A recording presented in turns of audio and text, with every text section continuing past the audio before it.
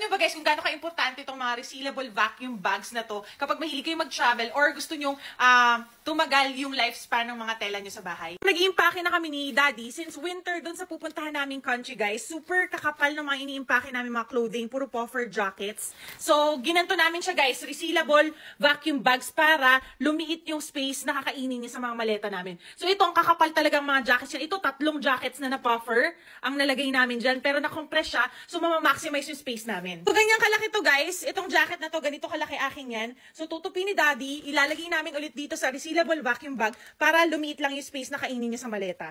Eto guys, mini size pa lang yan pero kaya na namin mag-imbak ng 2 puffer jacket dyan. Sige, papasok muna namin.